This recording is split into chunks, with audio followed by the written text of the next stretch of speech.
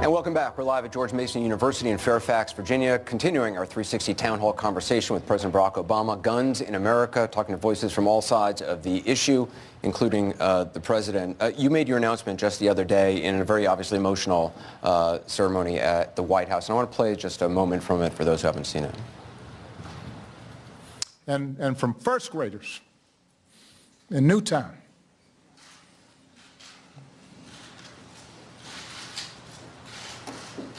First graders.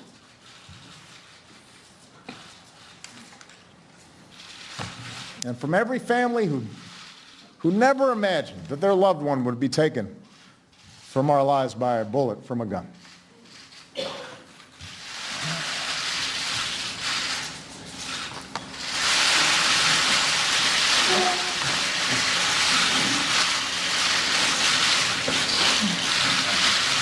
Every time I think about those kids, it gets me mad. I think a lot of people were surprised by that moment. I was too, actually. You know, I visited Newtown 2 days after what happened, so it was still very raw.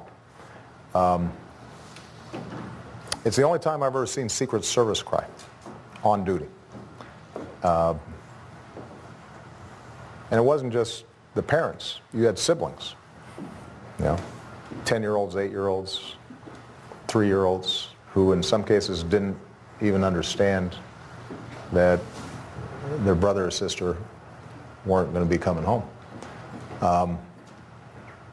And I've said this before, it continues to haunt me. It was one of the worst days of my presidency. But look, I want to emphasize that there are a lot of tragedies that happen out there as a consequence of the victims of crime. You know, there are police officers who are out there laying down their lives to protect us every single day. You know, and tears are appropriate for them as well, and I visit with those families as well, victims of terrorism, soldiers coming home. You know, there's a lot of heartache out there, and I don't suggest that this is the only kind of heartache we should be working on. You know, I spend a lot of time and a lot of hours, in fact, a lot more hours than I spend on this, trying to prevent terrorist attacks. I spend a lot of time and a lot of hours trying to make sure that we're continuing to reduce our crime rate. There are a whole bunch of other answers that are just as important when it comes to making sure that the streets of places like Chicago and Baltimore are safer. Making sure kids get a good early childhood education. Making sure that we're teaching conflict resolution that doesn't involve violence. Making sure that you know, faith communities are able to reach out to young people and intervene in timely ways. So this is not a recipe for solving every problem. Again, I just want to emphasize that the goal here is just to make progress.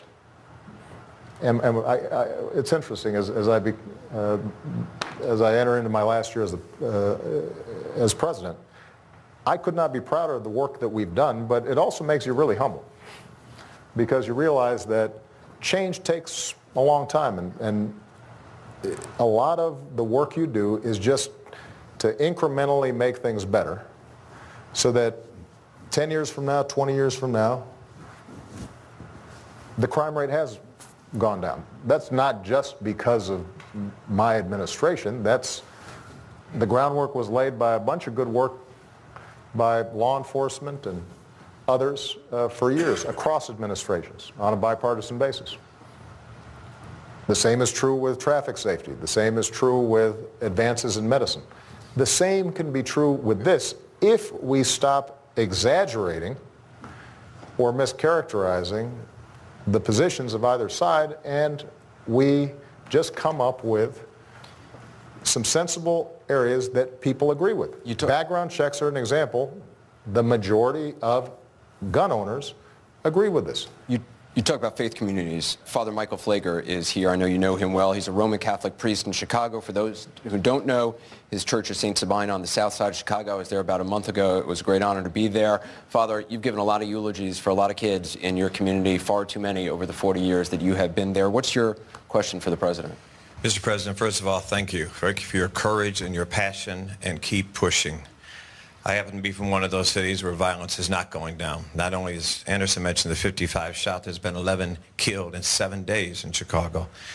One of the main reasons for that is the easy access to guns.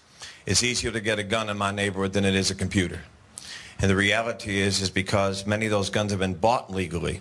And I understand why people are pushing against you, because they understand it's a business and it's about a business.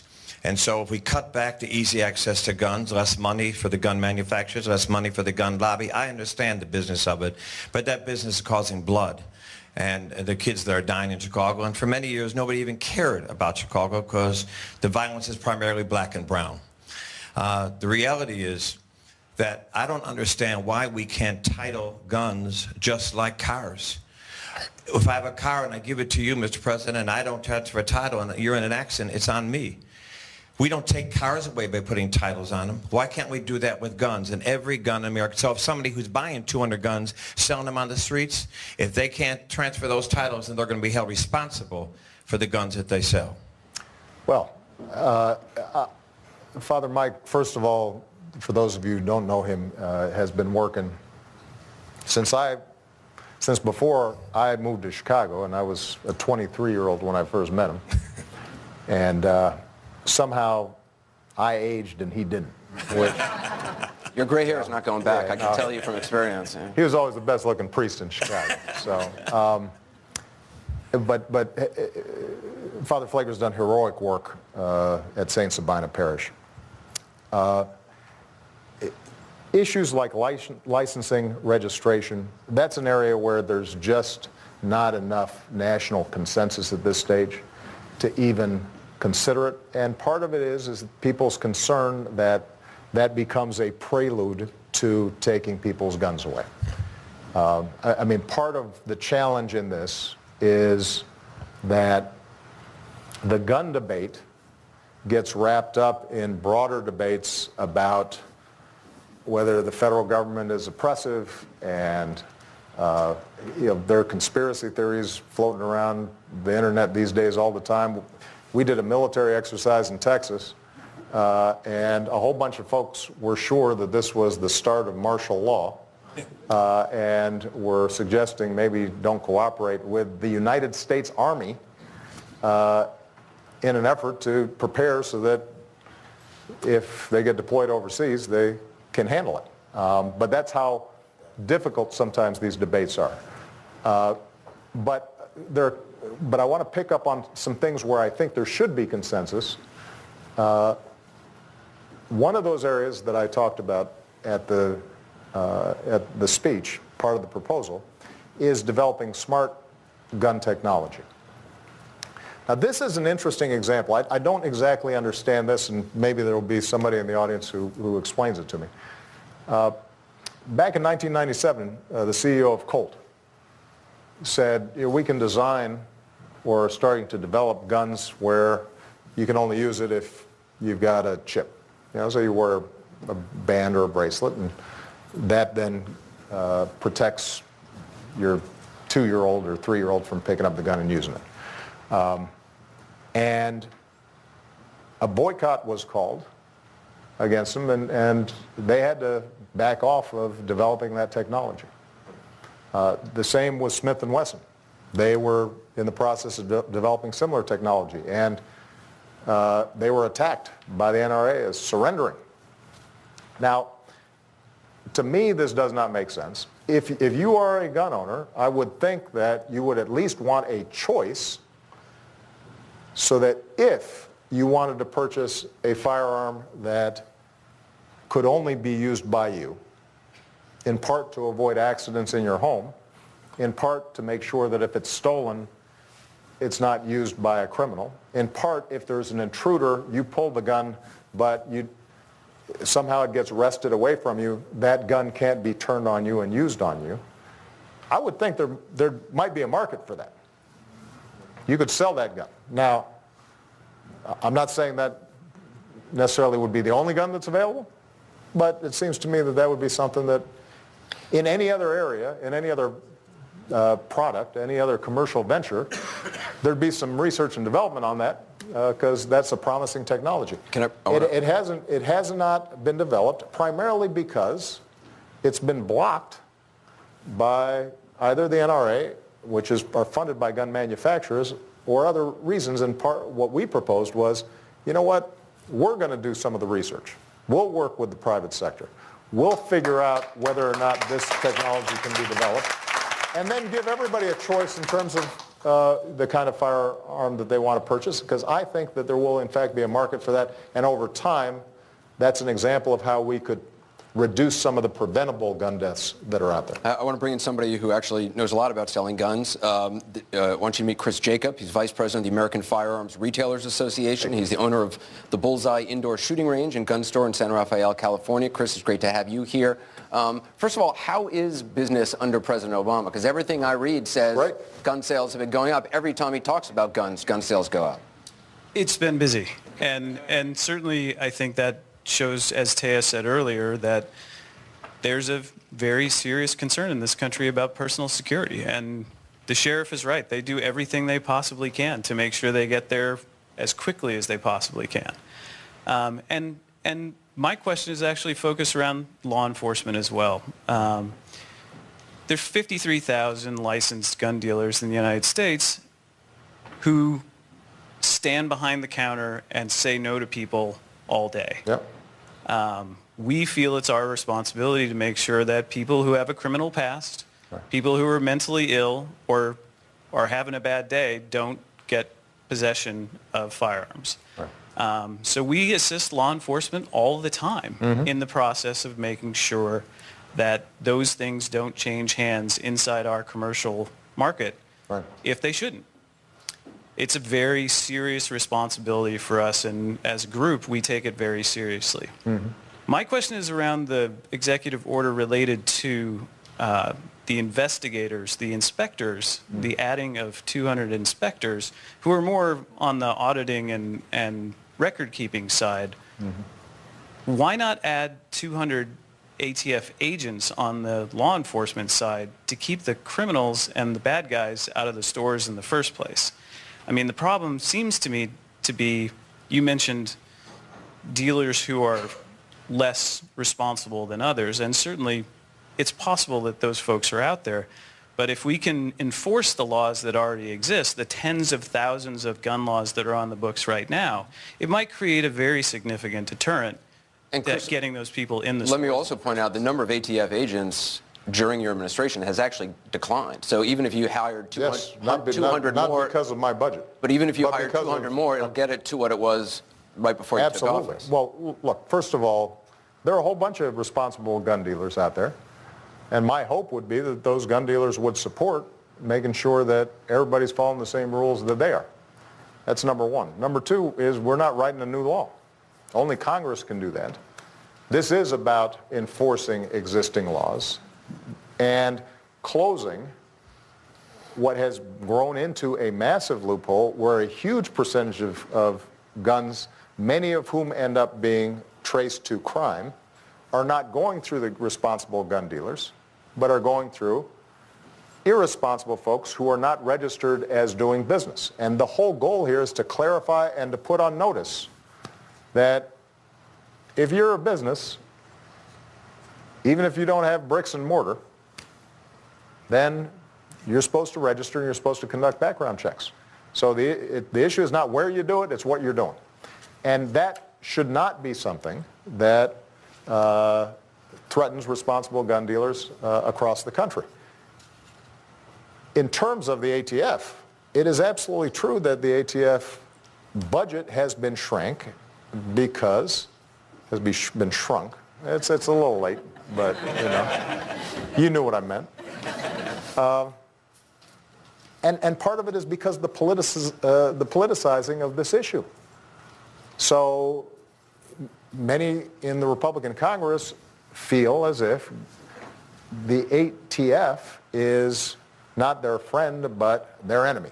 Part of the story I was this issue telling. should be politicized, though. Well, but what I mean by that, Anderson, is that they have been portrayed as trying to take people's guns away, as opposed to trying to make sure that the laws are enforced. And one of the most frustrating things that I hear is when people say, who are opposed to any further laws, why don't you just enforce the laws that are on the books? And those very same members of Congress then cut ATF budgets to make it impossible to enforce the law. And so it is, and by the way, the ATF is a law enforcement agency working under the FBI that is doing enormous work in going after criminals and drug cartels and have a pretty dangerous job. So it's not as if doing background checks or auditing gun sales is all that they're doing. Part of my proposal is also developing better technologies so that we can do tracing of shells when a crime is committed in order to figure out who exactly are the perpetrators of the crime and where did they obtain the weapon. So there's a whole bunch of other elements to this that are going to be important. But my hope is that responsible gun dealers like yourself and your organization are going to be supportive of this proposal, because it should actually help push away unscrupulous dealers, and that means more customers for you guys. I want to bring in Mark Kelly, as you know, former astronaut, husband of former Congresswoman Gabrielle Giffords, who we're proud to say is here tonight. 5 years ago this week in Tucson, Arizona, Congresswoman Giffords was shot. 6 others were killed. Captain, your question? Well, thank you for being here, Mr. President. As you know, Gabby and I are both gun owners. We take gun ownership very seriously and, really think about the voices of responsible gun owners in this debate. But I want to follow up to something Father Pfleger said and your answer to his question. And it's about expanded background checks. Often what you hear in the debate of expanding background checks to more gun sales, and as you know, Gabby and I are 100% behind the concept of somebody getting a background check before buying a gun. But when we testified in front of the Senate Judiciary Committee, we heard not only from the gun lobby, but from United States senators that expanding background checks will, not may, will lead to a registry, which will lead to confiscation, which will lead to a tyrannical government. So I would like you to explain, with 350 million guns in 65 million places, households, from Key West to Alaska, 350 million objects in 65 million places, if the federal government wanted to confiscate those objects, how would they do that? Well, look, first of all, every time I see Gabby, I'm just so thrilled because I visited her in the hospital. And as I mentioned, I think, in the speech in the White House, as we left the hospital then to go to a memorial service, we got word that Gabby had opened her eyes for the first time. And we did not think that she was going to be here, and she is. And Mark's just been extraordinary. And by the way, Mark's twin brother's up in space right now and is breaking the record for the longest continuous orbiting of the planet, which is pretty impressive stuff. What I think Mark is alluding to is what I said earlier, this notion of a conspiracy out there, and it gets wrapped up in concerns about the federal government. Now, there's a long history of that. That's in our DNA. The United States was born suspicious of some distant authority. But let me just jump in. Is it fair to call it a conspiracy? I mean, well, yeah. There's a lot of people really believe this deeply, that they just don't. No. They just don't trust you. I'm sorry, Cooper. Yes, it is fair to call it a conspiracy. What are you saying? Are you suggesting that the notion that we are creating a plot to take everybody's guns away so that we can impose everybody, martial law but there's certainly a is lot of a people- conspiracy? Yes, that is a conspiracy. I would hope that you would agree with that. Is that controversial? Except on some But there are websites certainly around the country? There are certainly a lot of people who just have a fundamental distrust that you do not want to go further and further and further down this road. Look, I mean, I'm only going to be here for another year. I don't know. When would I have started on this enterprise, right? I come from the state of Illinois, which we've been talking about Chicago, but downstate Illinois is closer to Kentucky than it is to Chicago. And everybody hunts down there. And a lot of folks own guns. And so this is not like alien territory to me. I've got a lot of friends like Mark who are hunters. I just came back from Alaska where I ate a moose that had just been shot. And it was pretty good. So yes, it is a false notion that I believe is circulated for either political reasons or commercial reasons in order to prevent a coming together among people of goodwill to develop common sense rules that will make us safer while preserving the Second Amendment. And the notion that we can't agree on some things while not agreeing on others, and the reason for that is because, well, the president secretly wants to do X, it would mean that we'd be paralyzed about doing everything. I mean, maybe when I propose to make sure that, unsafe drugs are taken off the market, that secretly I'm trying to control the entire drug industry or take people's drugs away, but probably not. What's more likely is I just want to make sure that people are not dying by taking bad drugs. You wrote an op-ed that just got published. Yes. A lot of people probably have not read it yet. One of the things you say in it is that you are not going to campaign for, vote for any candidate, regardless of what party they're in, if they do not support common sense gun reform. Yeah, I meant what I said. And the reason, the reason I said that is this.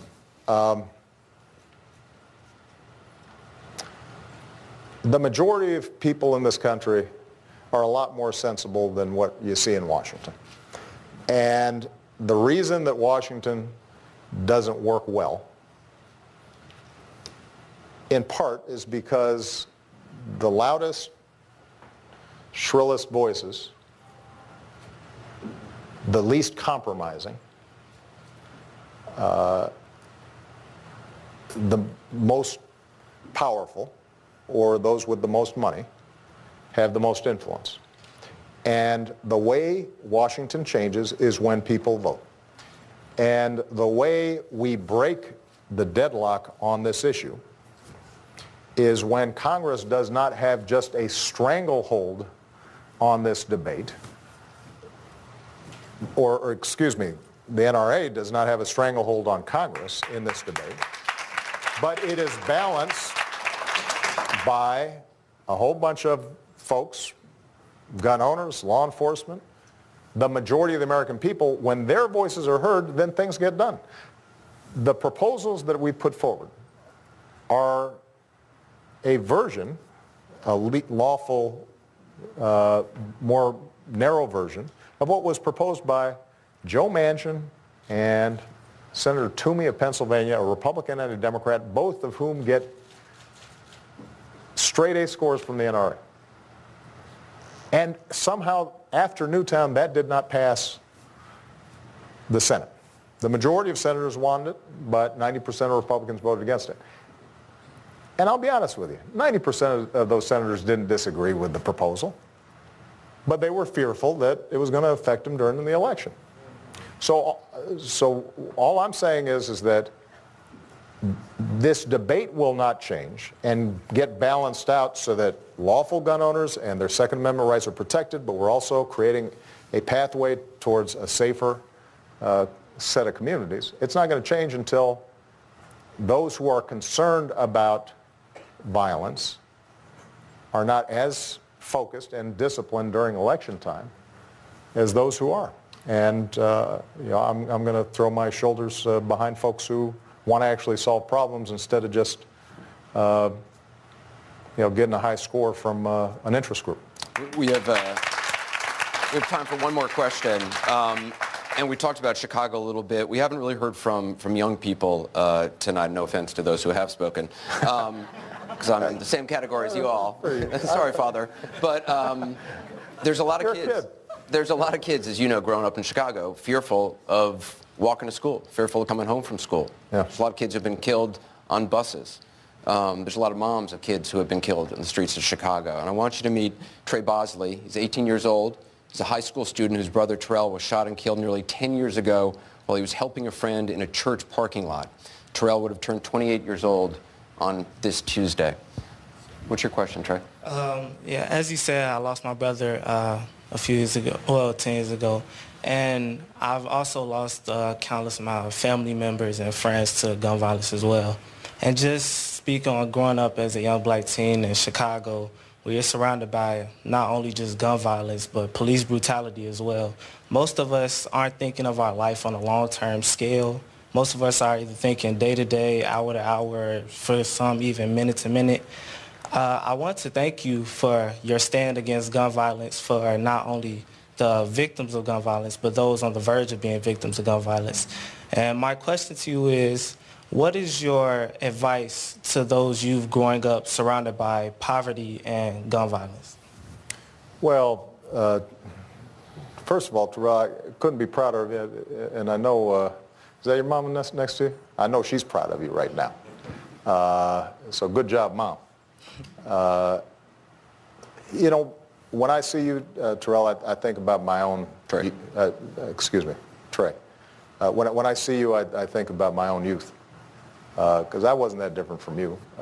Probably not as articulate and maybe more of a goof-off. But the main difference was I lived in a more forgiving environment. If I screwed up, I wasn't at risk of getting shot. I'd get a second chance. There were a bunch of folks who were looking out for me, and there weren't a lot of guns on the streets. And that's how all kids should be growing up, wherever they live. My main advice to you is to continue to be an outstanding role model for the young ones who are coming up behind you. Keep listening to your mom. Work hard and get an education. Understand that high school and whatever peer pressure or restrictions you're under right now won't matter by the time you're a full adult, and what matters is your future. But what I also want to say to you is that you're really important to the future of this country. And I think it is critical in this debate to understand that it's not just inner city kids who are at risk in these situations. Out of the 30,000 deaths due to gun violence, about 2/3 of them are actually suicides. Now, that's part of the reason why we are investing more heavily also in mental health under my proposal. But while the majority of victims of gun homicide are black or Hispanic, the overwhelming majority of suicides by young people are white. And those two are tragedies. Those two are preventable. I'm the father of two outstanding young women, but being teenagers is tough. And, we've all remember, the times where you get confused, you're angry, and then next thing you know, if you have access to a firearm, what kind of bad decisions you might make. So those are deaths we also want to prevent. Accidental shootings are also deaths we want to prevent. And we're not going to prevent all of them. But we can do better. We're not going to, through this initiative alone, solve all the problems of inner city crime. Some of that, as I said, has to do with investing in these communities and making sure there's good education and jobs and opportunity and great parents and moral responsibility and ethical behavior and instilling that in our kids. That's going to be important. So this is not a proposal to solve every problem. It's a modest way of us getting started on improving the prospects of young men and young women like you, the same way we try to improve every other aspect of our lives. That's all it is. And if we get started, as I said before, it used to be people didn't wear seatbelts, didn't have airbags. It takes 20, 30 years, but you look and then you realize all these amazing lives of young people like this who are contributing to our society because we came together in a practical way, looking at evidence, looking at data, and figured out how can we make that work better. Right now, Congress prohibits us even studying through the Center for Disease Control ways in which we could reduce gun violence. That's how crazy this thing has become. Let's at least figure out what works. And some of the proposals that I'm making may turn out are not as effective as others, but at least let's figure it out. Let's try some things. Let's not just assume that every few weeks there's a mass shooting that gets publicity. Every few months there's one that gets national publicity. Every day there are a whole bunch of folks shot on streets around the country that we don't even hear about. That is not something that we can be satisfied with. And part of my faith and hope in America is just that, not that we achieve a perfect union, but that we get better. And we can do better than we're doing right now if we come together. So, thank you. Mr. President, thank you very much for your time. Appreciate it very much. I want to thank everybody here who took part, everyone who made this vital conversation possible. President Obama, all our guests, George Mason University, everyone. The conversation continues now with CNN's Jake Tapper. Thank you. Thank you, guys. Thank you very much. Really an honor, sir. I wish you the best. So you're a senior?